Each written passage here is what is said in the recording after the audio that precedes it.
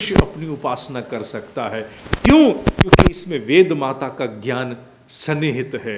इसमें ब्रह्म ग्रंथि, जिसे हम ओम कहते हैं, उस ब्रह्म ग्रंथि से जो संदेश निकलता है वो यही है। वो क्या है? ये ओम के लिए है। ओम किसका प्रतीक है? ओम अस्थि भाव का प्रतीक है कि ईश्वर एग्जिस्ट करता है, तुम्हें दिखता नहीं। इसका तात्पर्य ये नहीं होना चाहिए कि वो है नहीं। इस पूरी दुनिया में हमारे आसपास 99% वस्तुएं हमें दिखाई नहीं देती हैं। इस सारी टेक्नोलॉजी का ऑपरेशन ना दिखने वाले अस्तित्व से चल रहा है। मोबाइल फोन, टेलीविजन, बहुत सारे और भी यंत्र ऐसे हैं जो ना दिखने वाले प्रकार से काम कर रहे हैं। ध्वनि यहाँ से अदृश्य रूप से माइक्रोफोन में जाती है और स्पीकर से बाहर निकलती है। दिखती नहीं है लेकिन है। अगर छोटी छोटी चीज़ों में, सीडी में, कंप्यूटर्स में, हम अगर वायरस में, बैक्टीरिया में, उन पर इतना विश्वास कर लेते हैं तो फिर ईश्वर के होने में विश्वास करने में संदेह नहीं होना चाहिए, जो इन सब का रचयिता है। अस्थि भाव, आस्तिकता। अस्थि माने है, इजनेस, उस भाव का द्योतक है ये ब्रह्म ग्रंथि, जिसे हमने ओम रूप से कहा। भूर भुवः स्वः। मैं गायत्री की व्याख्या नहीं कर रहा, आज मैं यज्ञोपवीत से जुड़े हुए मर्म को ले रहा हूं, जो पूर्ण रूप से मुझे मेरे ऋषि के द्वारा प्राप्त हुआ है। मेरा द्विजत्व मेरे ऋषि के कारण ही मुझे मिला है। भूर भुवः स्वः। भूर शब्द जो है उसका तात्पर्य है कि मनुष्य को आत्मबल अर्जित करना चाहिए। जैसे हम कहते हैं प्राण स्वरूप, दुख नाशक, सुख स्वरूप, गायत्री मंत्र की परिभाषा करते हैं। प्राण स्वरूप माने प्राण को यहाँ आत्मबल रूप में कहा है। ऐसा कहा गया है कि जो साधन संपन्न है, अगर उसके पास आत्मबल नहीं है तो एक दिन में 1000 बार मरता है। और अगर व्यक्ति के पास साधन कम भी है, आत्मबल उसके पास प्रचुर है, तो मरता नहीं, वो वास्तुतः जीता है। तो गायत्री का संदेश क्या है कि ईश्वर है। पहली बात विश्वास करो, ओम भूर, और तुम आत्मबल अर्जित करो। आत्मबल माने भीतर का ऐसा प्रकाश जो तुम्हें हर छोटी सी समस्या के सामने गिड़गिड़ाने, मरने, कोफ्त होने, भागने के लिए, भगौड़ा बनने के लिए प्रेरित ना करे। तुम्हारे भीतर एक संबल होना चाहिए, एक पराक्रम भीतर होना चाहिए, एक ज्योति होनी चाहिए जो हमेशा प्रदीप्त रहे। ओम भूर भुवः। भुवः माने दुख नाशक। मनुष्य को सदा ऐसे काम से बचना चाहिए जिसकी फलश्रुति दुख के रूप में होती है, जिसे हम पाप रूप से संबोधित कहते हैं।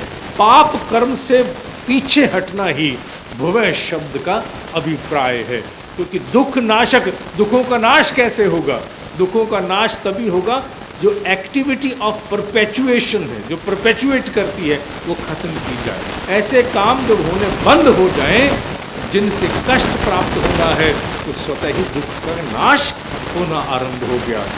प्राण स्वरूप दुख नाशक अर्थात आत्मबल का अर्जन करना, पाप कर्म से दूर रहना, यही प्राण स्वरूप और दुख नाशक है। और सुख स्वरूप, सुख स्वरूप का स्वः, भूर भुवः स्वः। सुख स्वरूप से तात्पर्य क्या है? सुख का सबसे बड़ा साधन क्या है? स्थिर चित्त। जिसका चित्त स्थिर है वही आनंद है, जिसकी बुद्धि स्थिर है वही आनंद है। सबसे बड़ा आनंद यही है कि बुद्धि भटक नहीं रही है, मन के पीछे दग दग दग दग दग दग नहीं भाग रही, कभी इधर कभी उधर कभी उधर कभी उधर ना, कोई ऊहापोह में नहीं है, बिल्कुल शांत है। जब बुद्धि शांत है, स्थिर है, वही सबसे बड़ा सुख है। क्या सुख हम उसको मान सकते हैं जो बड़े पदार्थों में है? नहीं, बड़े पदार्थों में सुख होता तो उनसे सुखी कोई ना होता जिनके पास शंख और नील संपत्ति है। सबसे बड़ा सुख वहाँ है जहाँ स्थिर चित्त है, आनंद है, शांति है। इसीलिए कहा गया कि गायत्री का प्रकाश आने से आस्तिकता का बोध होता है, आत्मबल का अर्जन होता है, मनुष्य के दुखों का नाश होता है और सुख की वृद्धि होती है। ओम भूर भुवः स्वः। ये बहुत गहरी फिलॉसफी है जिसे इन 4 गांठों के माध्यम से समझाया गया। ये पहली गांठ आस्तिकता की, दूसरी गांठ आत्मबल की, तीसरी गांठ पाप से बचने की, और चौथी गांठ की बुद्धि को स्थिर रखने की। जितने लक्ष्य सोचे हैं पहले उस पे काम कर लो। हर रोज नया लक्ष्य मत पकड़ो, नया पकड़ोगे तो आगा दौड़ पीछा छोड़, बस आगे दौड़ते जाओ कि पीछे खत्म होता जाएगा। ये 4 गांठें कितने बड़े जीवन संदेश को हम तक पहुंचाती हैं। छोटा संदेश नहीं है। ओम भूर्भुवः स्वः, आस्तिकता, ईश्वर है, ये मोटी ग्रंथि, इसीलिए इसको ब्रह्म ग्रंथि कहा है। मोटी इसलिए कर दिया, इसको मोटी करने के लिए भी उन्हें 2-3 बार बांधना पड़ता है। क्यों? बार बार अपने भीतर बोध कराना कि सबसे मोटी गांठ है ईश्वर है, ईश्वर है, ईश्वर है, ईश्वर है, ये गहरा बोध, इसीलिए मोटी गांठ है। ब्रह्म ग्रंथि कहते हैं ना, भैया मेरी बात गांठ बांध कर रख लो। मेरी बात गांठ बांध कर रख लो माने इसे अपने बिलीफ सिस्टम में, विश्वासों के धरातल पर जाके जमा दो। मेरी बात को मान लो, इसको आज से भुलाना नहीं, गांठ बांध लो, जीवन भर के लिए गांठ बांध लो। जीवन भर के लिए ये गांठ बांधी जाती है। इन्हीं ग्रंथियों से ये छोटे छोटे मुहावरे निकले हैं। सबसे बड़ी गांठ है आस्तिक भाव की, और उसके बाद छोटी गांठ है कि आत्मबल अर्जित करूं, चाहे उसके लिए मुझे कोई भी काम करना पड़े। हमारी सारी उपासना पद्धतियां जिनमें हम ईश्वर का नाम लेते हैं, जिसमें हम गायत्री मंत्र की उपासना करते हैं, जिसमें हम ध्यान करते हैं, चाहे किसी का क्यों ना हो, वो एक ही काम के लिए है। वो क्या है? आत्मबल। और आत्मबल क्या है? बिना ईंधन के कुछ नहीं चलता। इस जीवन का कोई भी कर्म बिना ईंधन के नहीं है, चाहे वो मोबाइल की बैटरी हो या किसी अन्य प्रकार की विद्युत हो, पेट्रोल हो, कोयला हो, कुछ हो, बिना ईंधन के कुछ नहीं चल सकता। इसलिए इस जीवन रूपी निधि का सबसे बड़ा ईंधन क्या है? आत्मबल।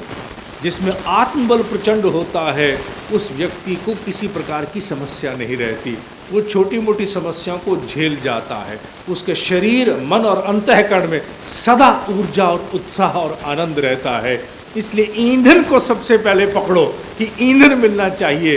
गाड़ी में, गाड़ी चलाते समय ट्रैफिक पर एक नज़र रहती है, स्पीडोमीटर पर रहे ना रहे, लेकिन गाए बजाए फ्यूल पर, कि फ्यूल की सुई कहाँ है, ये तो खत्म होने वाला है, फ्यूल डलवाना पड़े, पेट्रोल डलवाना पड़े, पेट्रोल डलवाना पड़े, पेट्रोल पंप पता नहीं कहाँ है। क्यों?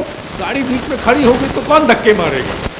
इसलिए फ्यूल सबसे इंपॉर्टेंट है, और जीवन का फ्यूल है आत्मबल। और आत्मबल को प्राप्त करने का तरीका है उपासना, अर्थात ईश्वर के पास बैठना, चाहे ध्यान के रूप में, मनन के रूप में, किसी रूप में बैठना। ये ईंधन को धारण करना है। वो जो आत्मबल रूप में आता है, उसी का मैनिफेस्टेशन बायो एनर्जी, प्राण आदि के रूप में होता है। ये पहली ग्रंथि आस्तिकता की। दूसरी कि मनुष्य को हर घड़ी फ्यूल भरने की चिंता होनी चाहिए कि सुबह मैं फ्यूल भरूंगा।